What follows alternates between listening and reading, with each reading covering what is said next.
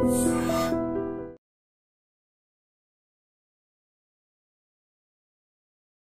To iDream. It's me Anusha Kumal. ఇవాళ మన guest financial planner Subhash Babu garu ఉన్నారు. వారితో మాట్లాడదాం. నమస్తే సార్. నమస్కారం. ప్రెసెంట్ మార్కెట్ అయితే కరెక్షన్లో ఉంది. మరి ఈ టైంలో ఎస్ఐపి చేయాలనుకుంటున్న వాళ్ళు, చేస్తున్న వాళ్ళు ఎలాంటి జాగ్రత్తలు తీసుకోవాలంటే వాళ్ళ ప్లాన్ ఎలా ఉంటే బెటర్? ఫైనాన్షియల్ మార్కెట్స్ ఒక ఇంట్రెస్టింగ్ కామెంట్ ఉంటుంది. Market correction is temporary, growth is permanent అని. అంటే మన కరెక్షన్ అంటున్నది మనం, ఎందుకంటే ఏదో గ్లోబల్ ఈవెంట్ వల్ల మన మార్కెట్స్ కొంచెం పడ్డాయి.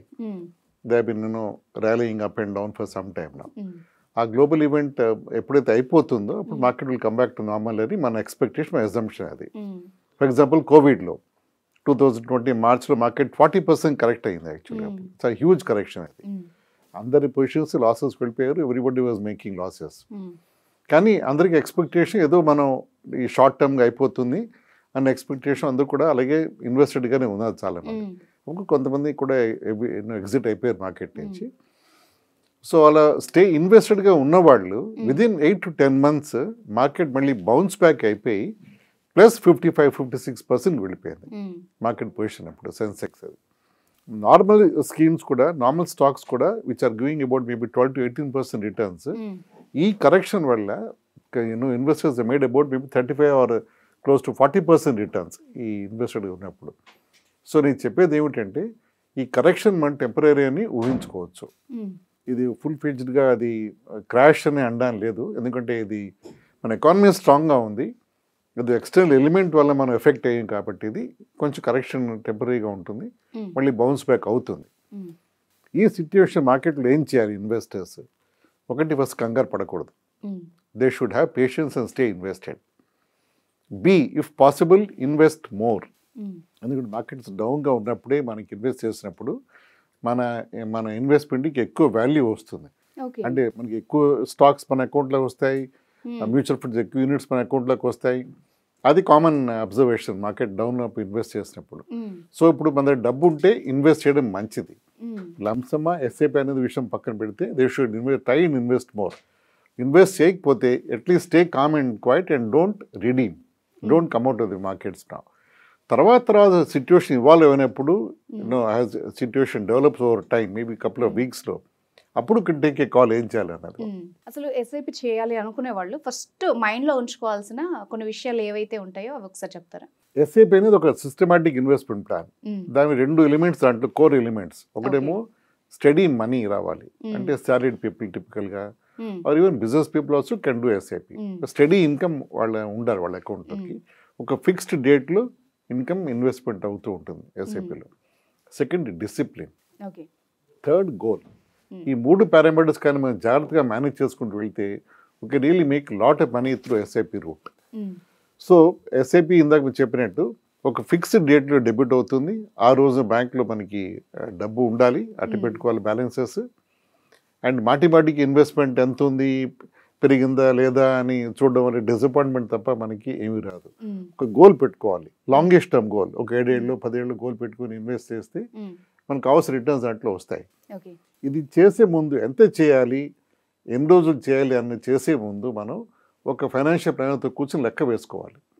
ఓకే, ఇది నా జీతం, ఇంత డబ్బు నేను స్పేర్ చేయగలను పర్ మంత్, నేను ఇది నా గోల్, అప్రాక్సిమేట్ రఫ్ గోల్. 10 ఏళ్ళు నాకు ఒక 1 crore 2 crores కావాలి, ఈ ఇల్లు కొనడానికి ఏదో పర్టికులర్ గోల్ కింద పెట్టుకోవాలి, ఈ డబ్బుకి నాకు ఎలా చేయాలి అని హెల్ప్ తీసుకుంటే planner will work out and tell you మీ ఫైనాన్షియల్ స్టేటస్ బట్టి, మీ ఫైనాన్షియల్ క్యాష్ ఫ్లో బట్టి you can advise you. Okay, ఇంత ఇన్వెస్ట్ చేయండి, ఈ స్కీమ్స్ చేద్దాం మనం, ఈ రిటర్న్స్ మనం ఇంత ఎక్స్పెక్ట్ చేయొచ్చు అని చెప్పి దాదాపు వర్కౌట్ చేసి మీకు చెప్పడం జరుగుతుంది. అప్పుడు ఇన్వెస్ట్మెంట్ చేసుకుంటూ వెళ్ళాలి. సో అది ఒక్కోసారి ఈక్విటీ ఇన్వెస్ట్మెంట్స్లో రిటర్న్స్ మనం పెట్టిన నెక్స్ట్ డే పెరిగిపోదు డబ్బు, అది తగ్గచ్చు పెరగచ్చు. మార్కెట్ ఎప్పుడు ఈసీజీ లాగా పైకి కిందకి వెళ్తూ ఉంటుంది, కానీ ఓవర్ పీరియడ్ ఆఫ్ టైం అది గ్రోత్ కనిపిస్తుంది మనకి. దాని బేసిస్ కూడా మన ఇండియన్ ఎకానమీయే.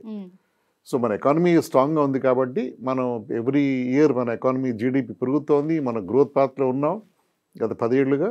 ఇలాగే 10 ఏళ్ళు 15 ఏళ్ళు ఉంటామని expectation, economy, Indian economy expectation. అలా ఉంటాం కాబట్టి కంపెనీస్ పెర్ఫామ్ చేస్తున్నాయి. కంపెనీస్ పెర్ఫామ్ చేసే స్టాక్ మార్కెట్స్ బాగున్నాయి, స్టాక్ మార్కెట్స్ బాగుంటే ఇన్వెస్ట్మెంట్స్ బాగున్నాయి. ఇది బేసిస్ మన దీని బేసిక్గా. So over period of time up downs ఉన్నా కూడా మనకి మన ఇన్వెస్ట్మెంట్ పెరుగుతుంది మనది. సో ఎస్ఐపిలో coming back to your original question, SIP కావాల్సింది డబ్బు, పేషెన్స్, గోల్. ఈ 3 ఉంటే చాలు మనకి, ఇక్కడ మీకే మనీ. ఈ వెయిటింగ్ పీరియడ్ కూడా ఉంటుంది కదా, ఇంత టైం బెస్ట్, ఇన్నేళ్ళు ఆగితే బెస్ట్ అని ఏమన్నా ఉంటుందా దీంట్లో? Longer the better. ఓకే, అంటే ఒక 5 ఏళ్ళలో మనం ఎక్స్ అమౌంట్ చేసుకుంటే 10 ఏళ్ళలో అది 2.5x 3x అయిపోవచ్చు. ఓకే, సో అంటే ఎక్కువ టైం ఇస్తే ఇంకా బాగా పెరుగుతుంది. Okay, okay. సో అది దీంట్లో compounding, power of compounding magic అదే దాంట్లో. అది మనం ఎప్పుడు గుర్తుపెట్టుకుంటే చాలు.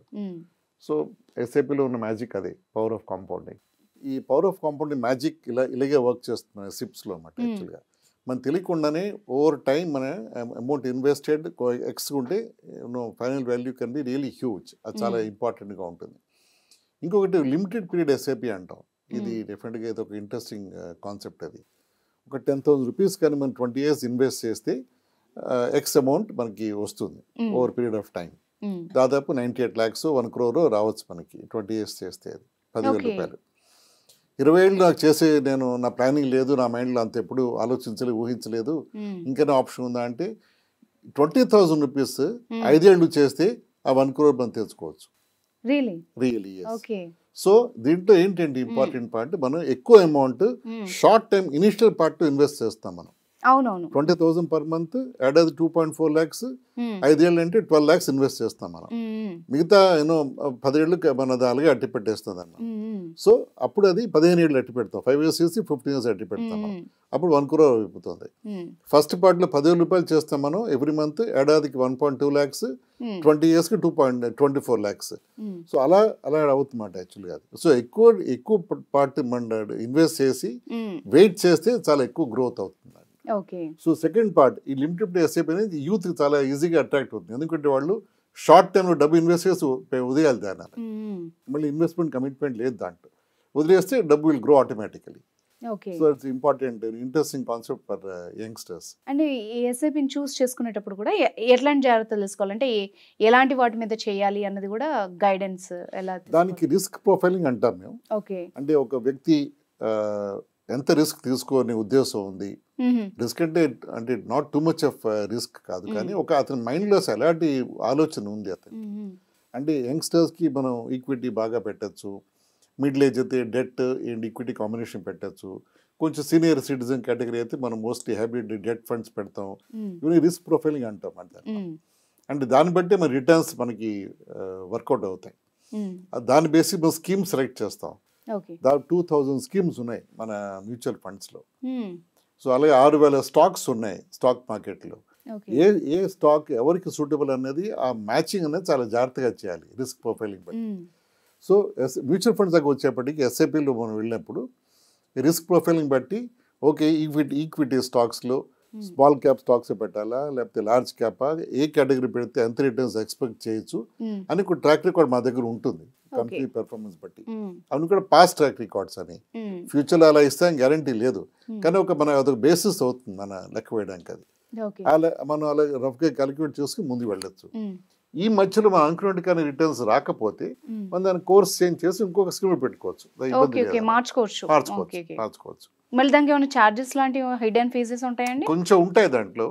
Everything is not free of cost obviously, కానీ మన లార్జర్ ఆబ్జెక్టివ్ స్కీమ్ పెర్ఫార్మ్ చేయట్లేదు, ఇంకో స్కీమ్ బాగా చేస్తాం కాబట్టి మనకి ఆ gain will be sort of bonus for us to shift.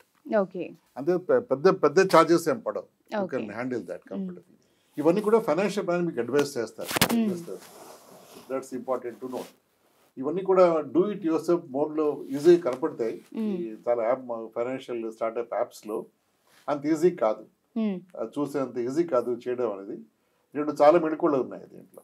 Right, thank you very much sir. Thank you.